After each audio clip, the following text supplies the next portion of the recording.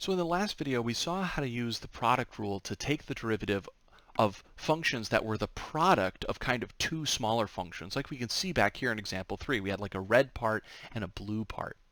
But what we want to actually take a look at now is to see, does this product rule extend to more functions?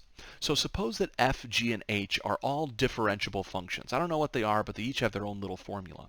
Can I take the derivative of three functions that are all being multiplied together? Again, all I have at my disposal are the rules that we've generated thus far, and so I'll have to think cleverly about how to actually use them, and the product rule is going to become very, very important for us. So let's take a look at how I would actually attempt to do this.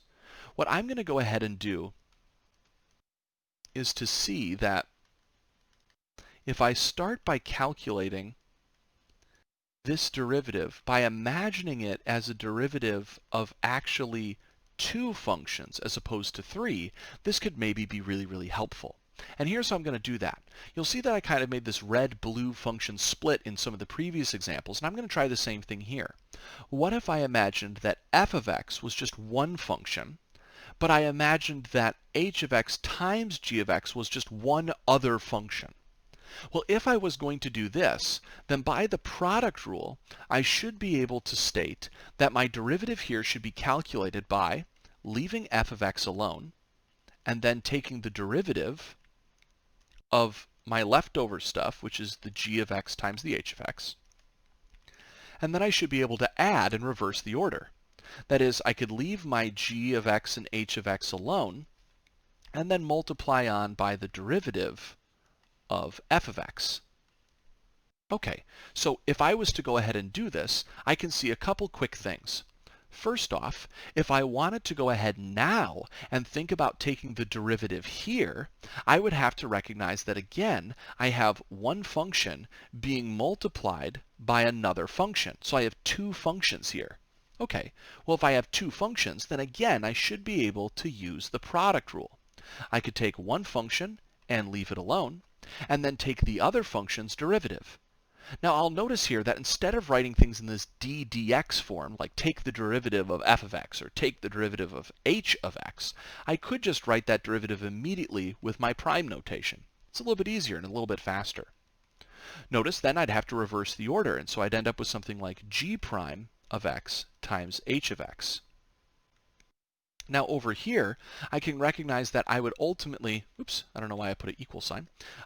Over here, I can notice that I have my g and my h of x, and I also have this derivative of f of x. Again, I could just write that as f prime of x, and then just write all my other stuff kind of sitting over here next to it. So all these are multiplied.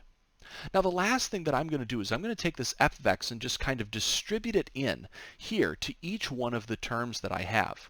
So I'm going to have f of x, g of x, h prime of x, and I'm going to have f of x, g prime of x, h of x, and then finally I'm going to get this term just copied back down, f prime of x, g of x, h of x. This right here is the derivative of a product of three functions. And at first glance, this does not seem like it's going to be easy to remember. But if you take a look at it, it actually is super easy to remember. Because if I look at what I have here, I had three functions at the start, and notice I have three things that are being added. In each one of the items that's being added, one function is having its derivative taken, and the other two functions are staying the same. And notice that whatever function has its derivative being taken has to change each time. So I have one term where h has a derivative, one term where g has a derivative, and one term where f has a derivative. And keep in mind that since these are being added, does it matter which one of these comes first, second, or third? No, it doesn't matter at all. So this is really, really convenient. And even more powerfully, I will state here that we should note that this pattern actually continues to as many functions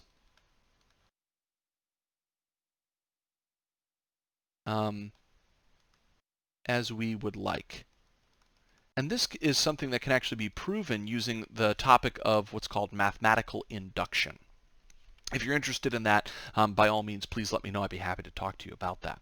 But what this means is that if I had a product of 4 functions, I could do the same sort of thing. I could have 4 items added all together, and in each one of those different terms, I would just have one of the 4 functions with a derivative and the rest staying the same. And as long as I just keep changing which item has the derivative, so that out of all 4 terms, each function has the derivative taken one time, I'm good to go. And I can do this for 40 functions or 1,000,000 functions. It doesn't matter. And so we'll take a look at how we can apply this to some specific examples, like in example number 5, in the next video.